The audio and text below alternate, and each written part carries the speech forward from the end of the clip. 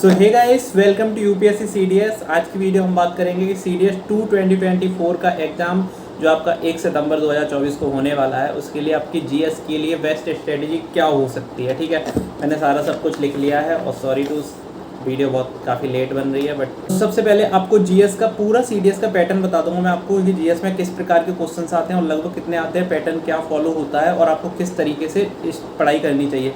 अभी देखा जाए तो आज जो है 4 जून हो चुकी है, कल आप वीडियो देखेंगे 5 जून हो जाएगी या फिर 6 जून को, जब भी आप वीडियो देख रहे हैं तो आपके पास जून, जुलाई और अगस्त 3 महीने ही बचे हैं, जिसमें पूरे 90 दिन भी नहीं है, आपके पास लगभग 80 दिन है।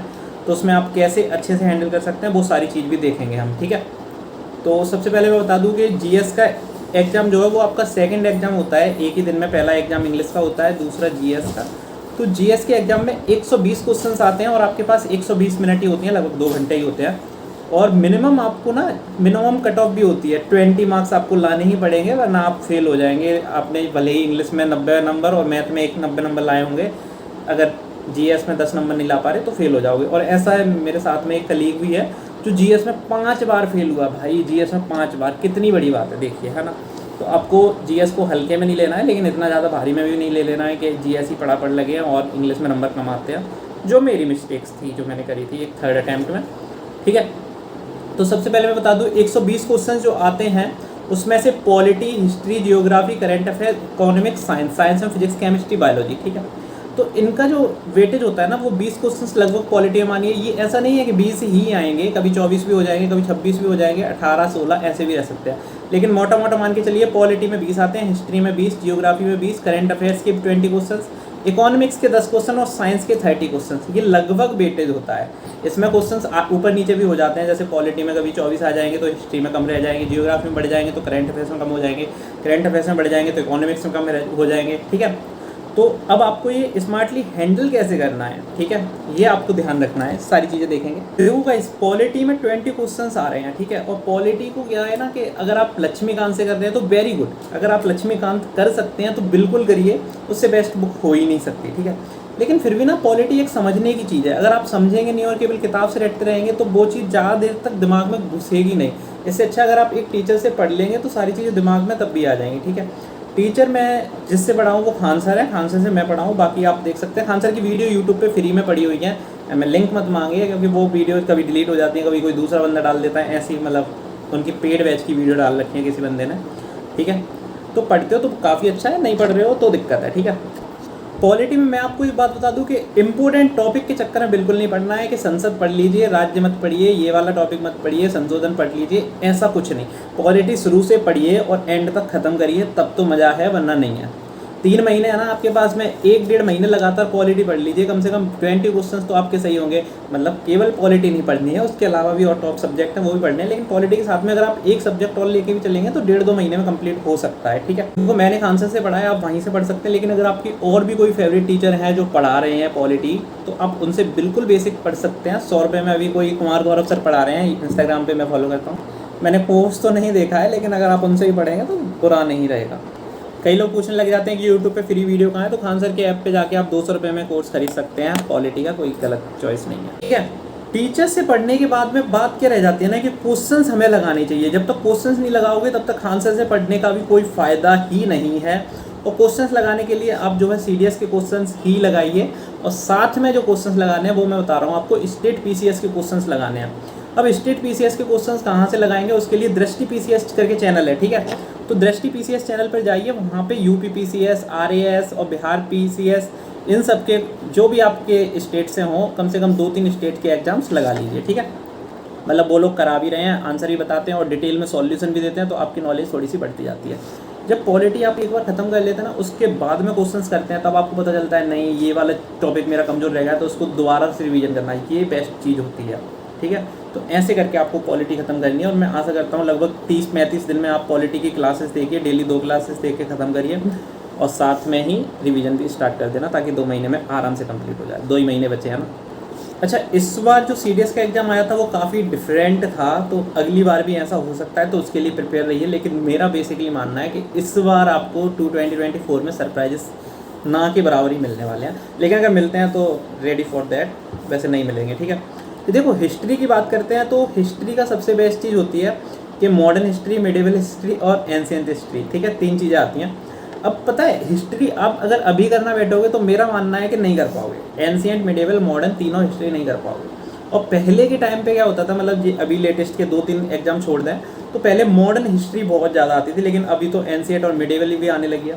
लेकिन फिर भी मैं कहना चाहूँगा आप मॉडर्न हिस्ट्री की तरफ ही जाइए, सबसे पहले मॉडर्न हिस्ट्री ख़त्म करिए, उसके बाद में मिडिवल, फिर एंशिएंट की तरफ जाइए। क्योंकि एंशिएंट हिस्ट्री से आप पढ़ भी लेंगे तो भी ऐसे क्वेश्चंस आ जाएंगे जो आपने भाई मतलब ना ही पढ़ाए हों, आपके टीचर्स ने, हो सकता है ऐसा, बिल्कुल हो सकता है। मॉडर्न हिस्ट्री के लिए आपके पास 2 चॉइस हैं, स्पेक्ट्रम की बुक और दूसरी है बिपिन चंद्रा।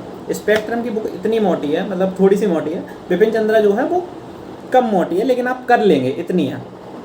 मॉडर्न हिस्ट्री फिर से खान सर को ही मैं बताऊंगा, उनसे ही पढ़ लीजिए। लेकिन केवल खान सर से पढ़ के मेरे को नहीं लगता कि आपके उनके नोट्स से पढ़ोगे तो कंप्लीट हो पाएगा, इसलिए मैंने बुक सजेस्ट कर रहा हूँ बिपिन चंद्रा, ठीक है। बिपिन चंद्रा मैं इसलिए सजेस्ट कर रहा हूँ, अगर आप स्पेक्ट्रम करते हैं तो वो ज़्यादा बेस्ट रहेगा बिपिन चंद्रा, इसलिए क्योंकि मेरा पर्सनल ये मानना था कि हम ना अगर सिलेबस ख़त्म कर लेते हैं वो ज़्यादा इंपॉर्टेंट है, रेदर देन कि हम बहुत ज़्यादा डिटेल्स में पढ़ रहे हैं। स्पेक्ट्रम मैं नहीं कर पाता था, मतलब नहीं कर पाऊँगा ये सोच के मैंने बिपिन चंद्रा बुक लेके आया था और मेरे लिए वो काफ़ी सही साबित हुई थी, ठीक है। उसमें इतनी डिटेल दी रखी है कि हो जाए मॉडर्न हिस्ट्री। वो सेम काम मॉडर्न हिस्ट्री करने के बाद में दृष्टि पीसीएस चैनल से फिर से आपको हिस्ट्री की क्लासेस देखनी है। वो टीचर्स ना दृष्टि पीसीएस वाले बहुत बेस्ट टीचर हैं, एक्चुअली मैंने करे हैं, ठीक है। वो हालांकि बीपीएससी जैसे जो क्वेश्चन आते हैं पीसीएस के, वो सारे क्वेश्चन सर आते हैं, लेकिन आप जो है मॉडर्न हिस्ट्री वाले जो क्वेश्चन है वो अपने कॉपी पे लिख लीजिए, अगर ये क्वेश्चन आया था वो ये इसका आंसर है। फिर वही सेम क्वेश्चन जब आपको सीडीएस में दिख जाएंगे ना तो ज़्यादा बेस्ट रहता है। अच्छा मेडिवल हिस्ट्री में जो है एक दिल्ली सल्तनत और मुगल का, विजयनगर साम्राज्य, ब्राह्मणी साम्राज्य, अगर आपने इतना कर लिया तो पूरी जो है मेडिवल हिस्ट्री हो जाएगी। लेकिन मेडिवल हिस्ट्री में इसके अलावा और है ही क्या, मतलब मोटा मोटा 90% तो मैंने बता ही दिया है। तो आप सबसे पहले दिल्ली सल्तनत को कर लीजिए, क्योंकि छोटा सा पार्ट है, जल्दी हो जाएगा तो मतलब 5-6 दिन में कर सकते हैं आप दिल्ली सल्तनत, शॉर्ट वे में खान सर करा देंगे, 5-6 दिन में हो जाएगा आपका, उनसे अगर करोगे तो, ठीक है, ज़्यादा टाइम नहीं लगेगा। उसके बाद में विजयनगर साम्राज्य से एक क्वेश्चन आ ही जाता है, मैक्सिमम टाइम 1 क्वेश्चन 2 क्वेश्चन तो आ ही जाते हैं, ठीक है। तो विजयनगर साम्राज्य को भी कर लीजिए, बहुत सही रहेगा। और ब्राह्मणी साम्राज्य कर सकते हैं, छोड़ भी सकते हैं, ज़्यादा इंपॉर्टेंट भी नहीं है, उसमें से 2-3 क्वेश्चन ही इंपॉर्टेंट होते हैं। और उसके बाद में मुगल काल अगर आप करना चाहते हो तो वेरी गुड, और नहीं करना चाहते हैं तो स्किप भी कर सकते हैं, मॉडर्न हिस्ट्री में उतना ही करिए। और बाकी अगर आप और एक्स्ट्रा करते हैं ना मुगल काल तो कोई बुरी बात नहीं है, बहुत अच्छी बात है, लेकिन अगर कर सकते हो तो बिल्कुल करिए, ठीक है। और मैंने स्पेक्ट्रम में बिपिन चंद्रा में से आपका जो फेवरेट है वो ले लीजिए, जो आपको मन करे। वहाँ पे क्या ऑफलाइन मार्केट में जाके आप देखिए आपको क्या लग रहा है। अगर स्पेक्ट्रम ही बताते हैं सारे यूपीएससी के एस्पिरेंट, बट मेरे अकॉर्डिंग तो बिपिन चंद्रा भी बेस्ट है, क्योंकि वो जल्दी हो जाएगी, ठीक है। चलो नेक्स्ट पार्ट पे आते हैं, जियोग्राफी का। देखो जियोग्राफी के लिए जो बेस्ट है ना वो है 11th एंड 12th की एनसीईआरटी, उससे बेस्ट कुछ नहीं हो सकता। आप किसी भी टीचर से पढ़िए, 11th 12th एनसीईआरटी से पढ़िए बस। देखो इकोनॉमिक्स में मैं सजेस्ट नहीं करना चाहता, क्योंकि इकोनॉमिक्स से ना तो मेरा बैकग्राउंड है और ना मैंने खुद पढ़ी थी। और इकोनॉमिक्स अगर आप छोड़ भी देंगे ना तो जीएस में आपका काफ़ी कम रह जाएगा करने के लिए, और आप 3 महीने में जीएस को कर भी पाएंगे अगर आप इकोनॉमिक्स छोड़ सकते हैं तो। लेकिन फिर भी जो लोग आप सजेस्ट करते हैं, टीचर्स सजेस्ट करते हैं, और जो मेरे को सजेस्ट किया गया था वो है 11th 12th की एनसीईआरटी की इकोनॉमिक्स के लिए। लेकिन मैं ये कहूँगा कि अगर आप इकोनॉमिक्स बैकग्राउंड से रहे हैं, आपने 11th 12th में पढ़ा है, तो आप कोशिश करिए इकोनॉमिक्स करने की, वरना छोड़ सकते हैं, बिल्कुल छोड़ दीजिए, कोई दिक्कत वाली बात नहीं है। 10 क्वेश्चन आएंगे, आप 110 क्वेश्चन में ऐसे भी कर लेंगे ना क्वेश्चन तो सही है इकोनॉमिक्स के, ठीक है।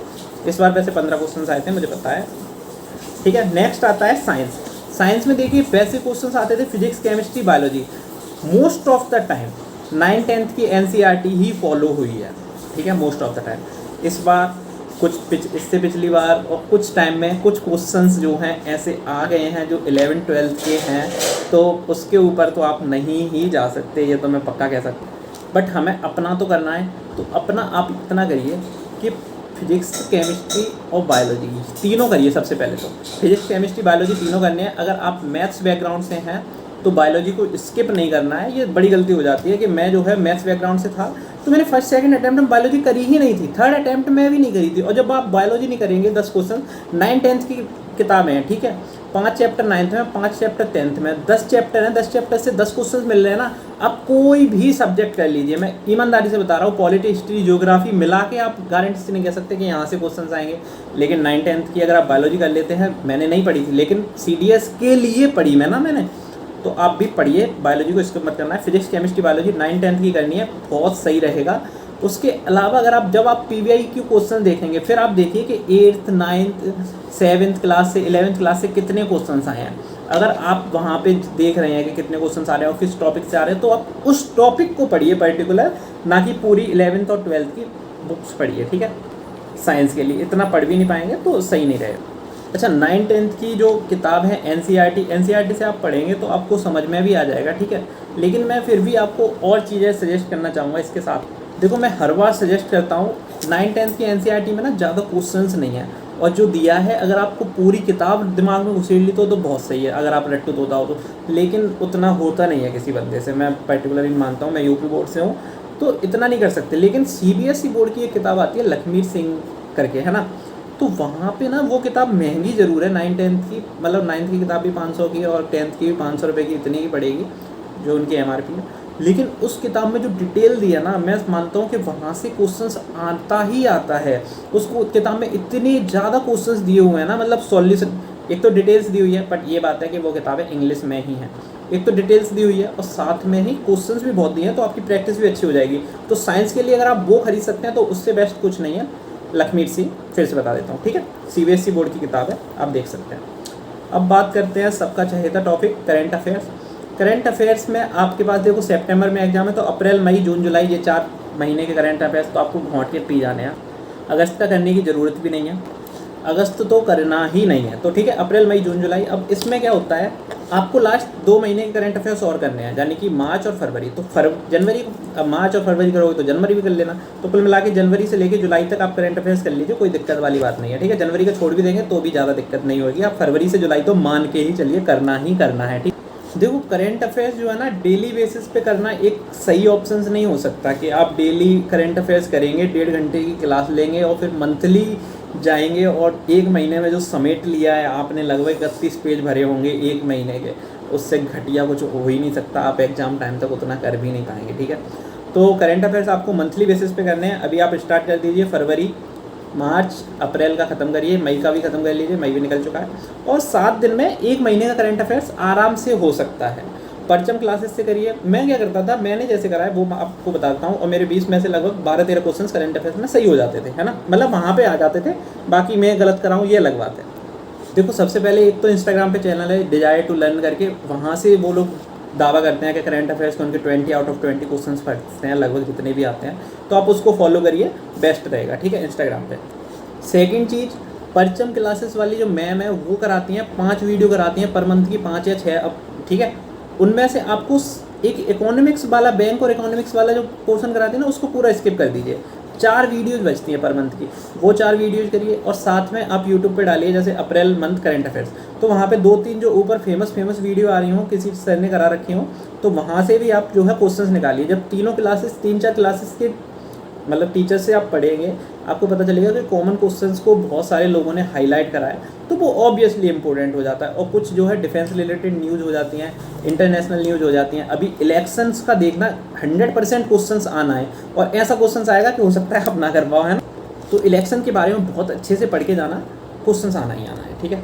और अभी T20 वर्ल्ड कप भी स्टार्ट हुआ है, तो उसके बारे में भी तो आपको इंटरनेशनल न्यूज़ पे ध्यान देना है। स्टेट रिलेटेड न्यूज़ जो होती है ना, वो पर्टिकुलरली कम ही आती हैं, तो आप उनको थोड़ा सा इग्नोर करना है। जैसे स्टेट में ये वाले CM बने, ये वाले बने, अभी जो है आपको इतने ज़्यादा मंत्री याद करने पड़ जाएंगे, कुछ कहने की नहीं है, तो उनको आप इग्नोर कर देना पूरी तरीके से, उतना ज़्यादा फ़र्क नहीं पड़ने वाला है। लेकिन हाँ, लोकसभा विधानसभा की जो सीटें वगैरह ये सब SSC बहुत ज़्यादा पूछी जाती हैं, UPSC में ऐसे क्वेश्चन नॉनसेंस ही माने जाते हैं, और आ भी जाते हैं, तो आप मान के चलिए कि आपने बहुत ज़्यादा मेहनत बचाई एक क्वेश्चन करने के लिए। International news, national news, defence related news, science and technology पे जाइए। बुक्स एंड ऑथर्स, मुझे पता है इस बार आया था, मैं मना करता हूँ, और आपको करने की ज़रूरत भी नहीं है। पता नहीं कितनी बुक्स लॉन्च होती हैं, लोग इंपोर्टेंट कराते हैं ना, फिर भी उसमें 30-35 बुक करा देते हैं मंथ की। हम 150-200 बुक्स एंड ऑथर्स याद करके जाएंगे, वो हमारे लिए सही नहीं रहता है, ठीक। अच्छा, एक चीज़ मैं आपको बताना चाहूँगा, जब आप फरवरी से लेके ये जुलाई तक की करंट अफेयर्स कर लेंगे तो ना आपको अगस्त के पहले वीक में ही कोशिश करनी है जल्द से जल्द आप ना जनवरी से लेके जुलाई तक का करंट अफेयर्स की एक मैगजीन ले लेना, कोई सी भी, ठीक है, जिसमें पूरी दिया हो, तो वहाँ से भी आपको क्वेश्चंस देखने हैं, ठीक है। आपने अपने नोट्स जो बनाया वो तो बनाने ही है प्रॉपर, पर मंथ में आपके पास कम से कम 300 प्लस क्वेश्चंस होने चाहिए, ठीक है। लाइट चली गई गाइस, सॉरी, गवर्नमेंट क्वार्टर है, ऐसी घटनाएं हो सकती हैं यहाँ पे, होती रहती हैं, लाइट कम ज़्यादा हो रही है एक्चुअली, कोई बात नहीं।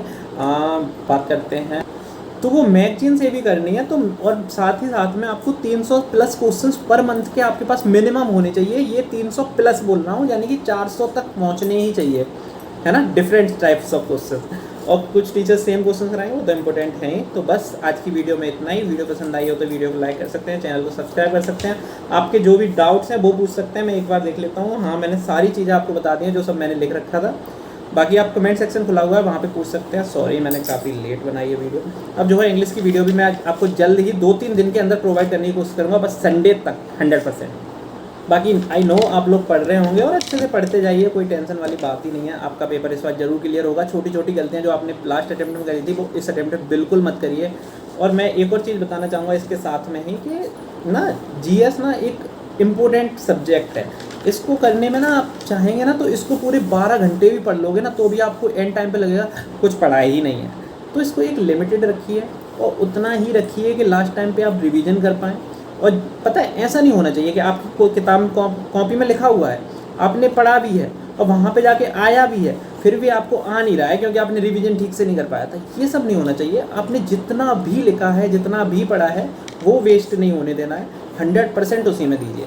जय हिंद, जय Bharat and best of luck for your